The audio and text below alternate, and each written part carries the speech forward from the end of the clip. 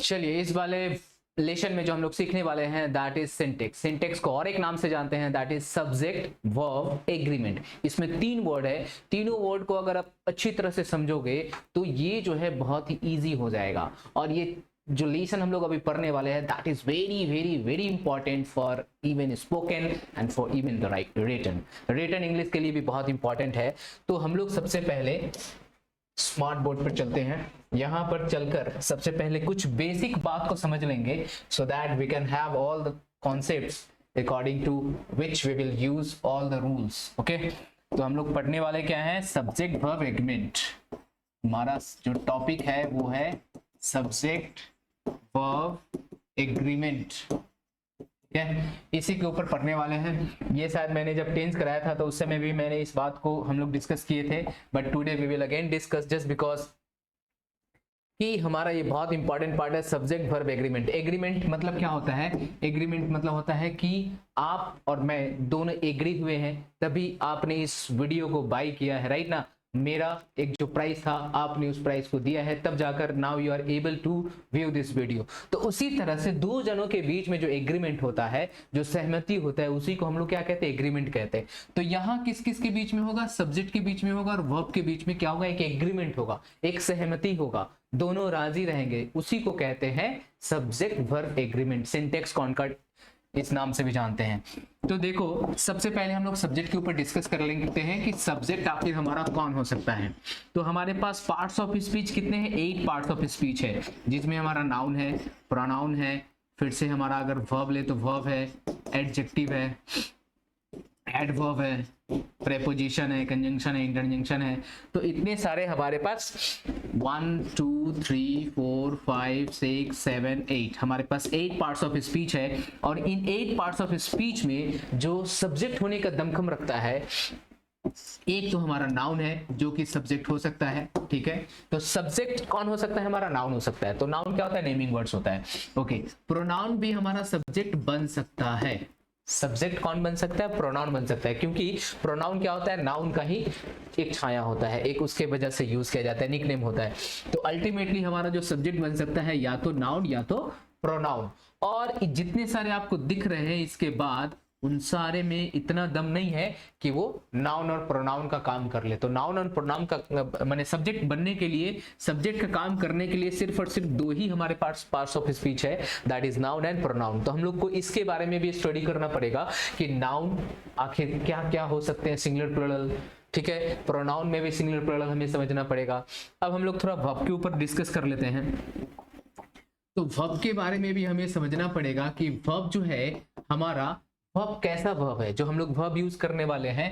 तो एक तो हम लोग देखते हैं यहाँ पर, और एक बात देख लेते हैं कि हमारा एक तो वर्ब होता है क्या, हेल्पिंग वर्ब होता है, जो हमारा यहाँ पर वैलिड होगा जो इस लेसन के लिए, वो हेल्पिंग वर्ब। एक्सिलरी वर्ब होगा जिसके बारे में हम लोग पढ़ेंगे। तो उस एक्सिलरी वर्ब में बहुत सारा वर्ब जो होता है वो सिंगुलर होता है, बहुत सारा प्लूरल होता है। तो इस वर्ब के बारे में पढ़ेंगे, एक्सिलरी वर्ब के बारे में पढ़ेंगे। दूसरा जो हमें पढ़ना है वो है मेन वर्ब के बारे में। मेन वर्ब कहने का मतलब जिसमें वर्ब फर्स्ट होता है, ठीक है, वर्ब सेकंड होता है, वर्ब थर्ड होता है, verb fourth and verb fifth होता है। तो इन सारे के ऊपर पढ़ना पड़ेगा, क्योंकि इसमें भी सिंगुलर प्लूरल होता है, इसमें भी सिंगुलर प्लूरल होता है। मॉडल वर्ब में कोई सिंगुलर प्लूरल नहीं होता है। हेल्पिंग वर्ब, एक्सिलरी वर्ब और मेन वर्ब को हमको समझना पड़ेगा। तो अभी सब्जेक्ट वर्ब एग्रीमेंट कैसे करेगा उसको हम लोग समझते हैं। तो हमारे पास बेसिकली 2 रूल्स हैं। तो जो बेसिक रूल्स है उसके बारे में हम लोग समझ लेते हैं कि बेसिक रूल्स हमारे पास कितना है।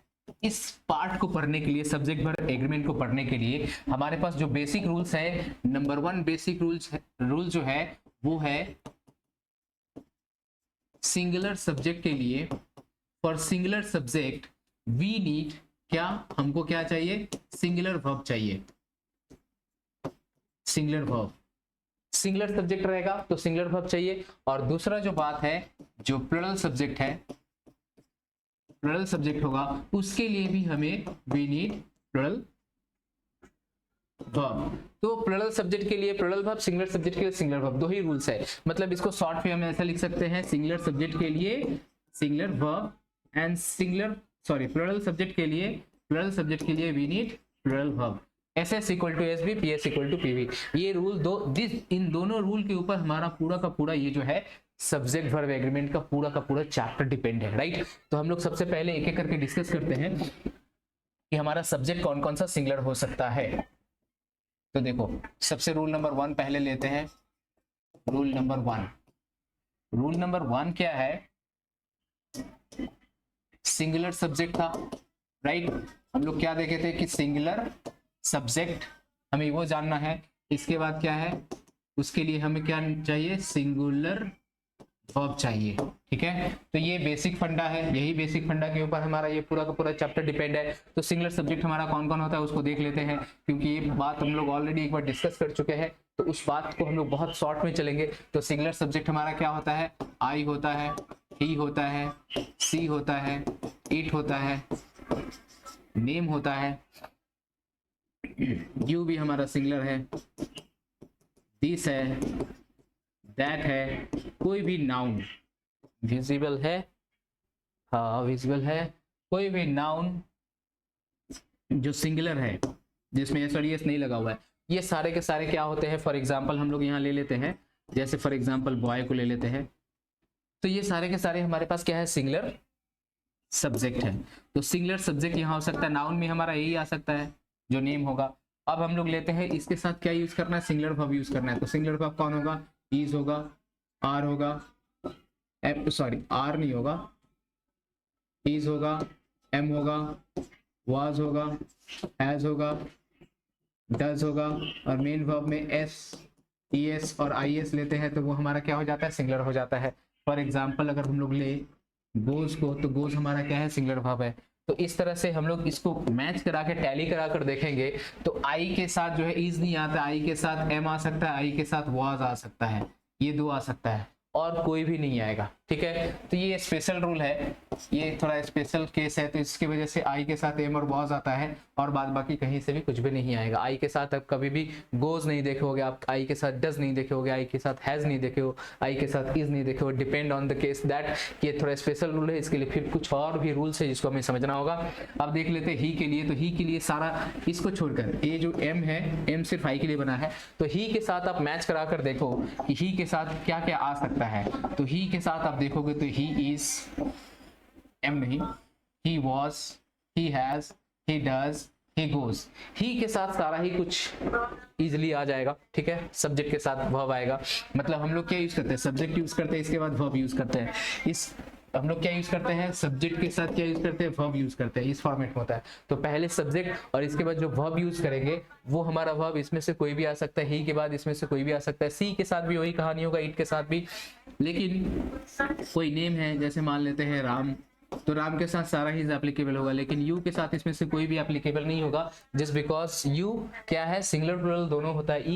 यू जो है एक आदमी भी होता है, आपको भी यू कह सकते हैं, 4 5 10 आदमी रहेंगे उसको भी यू कह सकते हैं। तो यू हमारा क्या होता है? सिंगुलर भी होता है और प्लुरल भी होता है। तो यू जो है स्पेशली प्लुरल, इसके साथ प्लुरल वर्ब आता है, एंड दैट्स व्हाई इसमें से कोई भी वर्ब नहीं रखेगा। दिस के साथ ये सारा आ जाएगा, दैट के साथ सारा आ जाएगा, बॉय के साथ ये सारा आ जाएगा, डज और गोज सारा कुछ आ जाएगा। तो हम लोग ने क्या देखा कि सिंगुलर सब्जेक्ट के लिए सिंगुलर वर्ब यूज होता है, ठीक है। अब हम लोग देख लेते हैं दूसरा जो रूल था। दूसरा क्या रूल था? प्लुरल सब्जेक्ट के लिए हमें क्या चाहिए? प्लुरल वर्ब चाहिए। ये हमें चाहिए प्लुरल सब्जेक्ट के लिए, प्लुरल सब्जेक्ट के लिए प्लुरल वर्ब चाहिए। तो प्लुरल सब्जेक्ट क्या होता है? यू हमारा प्लुरल सब्जेक्ट है, दे हमारा प्लुरल सब्जेक्ट है, वी हमारा प्लुरल सब्जेक्ट है, दीज हमारा प्लुरल सब्जेक्ट है, दोज हमारा प्लुरल सब्जेक्ट है, ठीक है। कोई भी नाउन में अगर एस, ई एस और आई एस लेते हैं तो वो हमारा प्लुरल हो जाएगा। फॉर एग्जांपल अभी जो हमने एग्जांपल लिया था बॉय को, तो यहाँ पर क्या हो जाएगा? बॉयज हमारा प्लुरल होगा। तो इसके साथ वर्ब क्या क्या आएगा? वर्ब आएगा are, were, have, do, verb first, for example go, ये सारे के सारे प्लुरल वर्ब है, ठीक है। तो ये सारे के सारे प्लुरल वर्ब सबके साथ आएंगे, इसमें कोई भी कहीं भी अपवाद नहीं है, आप सारे के साथ यूज कर सकते हो। जैसे you are, you were, you have, you do, you go, ये सारे यूज हो सकते हैं। उसी तरह से आप सबके साथ देखो, सारे के साथ यूज होगा, तो यहाँ पर कोई भी प्रॉब्लम नहीं है। रूल नंबर 2 में जो है, ये रूल नंबर क्या था? रूल नंबर 2 था, जिसमें प्लुरल सब्जेक्ट के साथ प्लुरल वर्ब था। ये सारा का सारा ही एप्लीकेबल है, तो हमें कहीं भी प्रॉब्लम नहीं है। हमें प्रॉब्लम कहाँ है? हमें प्रॉब्लम है सिर्फ आई के साथ। तो आई अगर यू अगर सिंगुलर प्लुरल दोनों रहेगा, कुछ भी होगा तो यू हमारे यू के साथ क्या आएगा, प्लुरल वर्ब आएगा। अब आई के साथ हमें एक रूल समझना पड़ेगा, उस रूल को भी देख लेते हैं। तो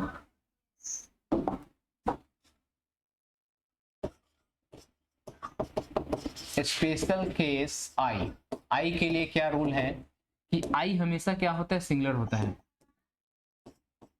आई is always singular but it can take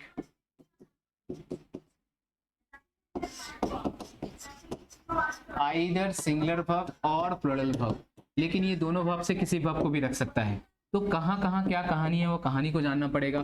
तो पहला कहानी है बी verb वाला, ये हम लोग ऑलरेडी डिस्कस कर चुके हैं आई थिंक। तो बी वर्ब क्या होगा, बी वर्ब के साथ हम लोग क्या, बी वर्ब मतलब इज होता है, आर होता है, एम होता है, प्रेजेंट में पास्ट में क्या होता है, वॉज होता है और वॉर होता है। तो इतने सारे वी वर्ब है हमारे, इन सारे ये प्रेजेंट में यूज होता है और ये पास्ट में यूज होता है। इसमें से क्या यूज करेगा आई, इसमें से यूज करेगा सिंगुलर को, इसमें से सिंगुलर वर्ब को यूज करेगा। तो सिंगुलर वर्ब क्या है, एम है और वॉज है, एम और वॉज है। ओके विजिबल है, सो एम और वॉज है। और दूसरा रूल क्या है, बी वर्ब के बाद डू वर्ब, डू वर्ब में कौन कौन है, डू है और डज है। तो यहां से क्या रखेगा वो, प्लुरल वर्ब को रखेगा। तो इन दोनों में से प्लुरल कौन है, ये है, तो इसीलिए प्लुरल वर्ब को रखेगा। तो क्या आ जाएगा, आई के साथ डू आता है, इसलिए आई के साथ कभी भी आप नहीं देखोगे डज होगा। क्यों, क्योंकि यहाँ से वो प्लुरल वर्ब को रखता है। इसके बाद हम लोग हैव वर्ब को लेते हैं। हैव वर्ब में से किसको रखेगा, हैव में कौन कौन होता है, हैज और हैव होता है। तो यहाँ से भी प्लुरल को रखेगा, तो किसको रखेगा, हैव को रखेगा, राइट। नेक्स्ट है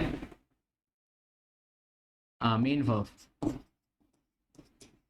तो मेन वर्ब में हम लोग एक एग्जांपल लेते हैं, या तो गो नहीं तो गोज, यही सिंगुलर प्लुरल होता है। ये हमारा सिंगुलर होता है, ये प्लुरल होता है। जब कभी भी किसी भी वर्ब में एस और एस लगा रहेगा तो आप समझ लेना कि वो क्या है, सिंगुलर। इससे याद रखना कि एस पर सिंगुलर, ठीक है, और ये प्लुरल हो गया। तो इन दोनों में क्योंकि आई सिंगुलर है तो सिंगुलर वर्ब रखेगा, लेकिन यहाँ से वो क्या रखेगा, प्लुरल वर्ब रखेगा। तो यहाँ क्या होगा, गो होगा। तो इस तरह से हम लोग ने क्या देखा कि आई जो है सिर्फ बी वर्ब से सिंगुलर वर्ब को रखता है और सारे जगह से किसको रखता है, प्लुरल वर्ब को रखता है। तो बस आपको इतना कॉन्सेप्ट याद रखना पड़ेगा कि ये सारे कॉन्सेप्ट बहुत बेसिक कॉन्सेप्ट है जो आपको सब्जेक्ट वर्ब एग्रीमेंट में बहुत ही हेल्प करेगा। अगर ये कॉन्सेप्ट आप नहीं समझे तो फिर सब्जेक्ट वर्ब एग्रीमेंट समझने में असफल हो जाओगे। तो कहने का मतलब क्या है कि इन सारे चीज को एक बार फिर से दोहरा कर देख लो और तब जाकर जो बेसिक कॉन्सेप्ट से जो एक एक करके रूल्स आएगा उसको हम लोग डिस्कस करेंगे। इस वीडियो में इतना ही, फिर मिलते हैं नेक्स्ट वीडियो में।